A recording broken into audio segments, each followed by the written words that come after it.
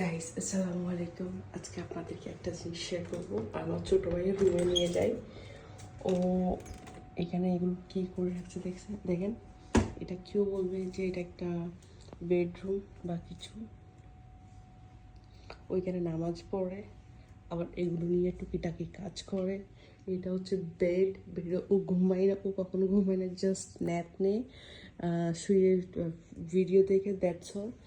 Remote, charger, AC remote, everything চড়াই চিটাই পড়ে আছে। এটা আবার ও ও হচ্ছে 20-21 বছরের বাচ্চা, বাট ও এখন খেলে এগুলো নিয়ে। এটা হচ্ছে একটা খেলার পিস্তল। এই গাড়িটা হচ্ছে এটা হচ্ছে একটা স্পিকার। মনে আছে সেই সোনালি যুগের কথা, যেটা টেপের মতো। এই টেপ, এটা কিন্তু টেপ, এটা হচ্ছে স্পিকার। তারপর এই আর কি, ও একটা নতুন এক্সট্রা রিমোটও কিনেছে। ও মানে এখানে অনেক কিছু চলা যেটা করেছে। এটাও একটা রিমোট।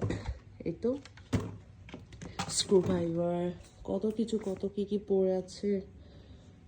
এই তো এই গাড়িটা হচ্ছে ও নিয়েছে 1600 দেরহাম দিয়ে, যেটা বাংলাদেশ টাকায় 60,000 দেরহাম, 60,000 টাকাতে পড়ে। তারপর এরপরে এটা হচ্ছে নিয়েছে 1.5 সপ্তাহ হচ্ছে। তারপর এটা নিয়েছে 1 সপ্তাহ হচ্ছে, যেটা 800 দেরহাম, যেটা বাংলাদেশ টাকায় প্রায় 26 to 28,000, 28 ওইরকম পড়ে। তো এটা এগুলো ও খুলে টুলে কী করলো, এগুলো করলে আবার এগুলো ফিক্স করার জন্য ও এটাও কিনছে এখানে।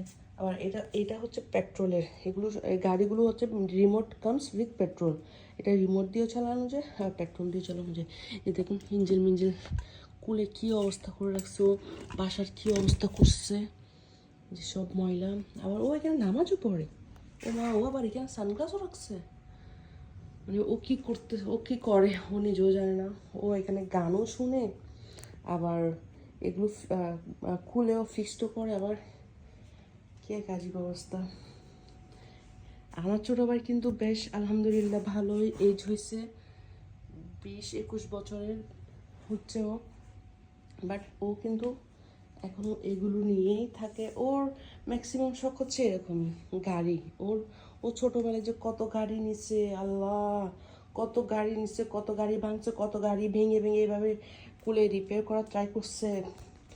বাট হ্যাঁ, ও ভালো রিপেয়ার করতে পারে। ইনশাল্লাহ এগুলো একটা ভালো রিপেয়ার হবে। ও যখন খুলছে তাহলে এগুলো একটু ভালো রিপেয়ার হবে বা ভালো কিছু পাবো আমরা ইনশাল্লাহ। ওকে গাইস, আসসালামু আলাইকুম।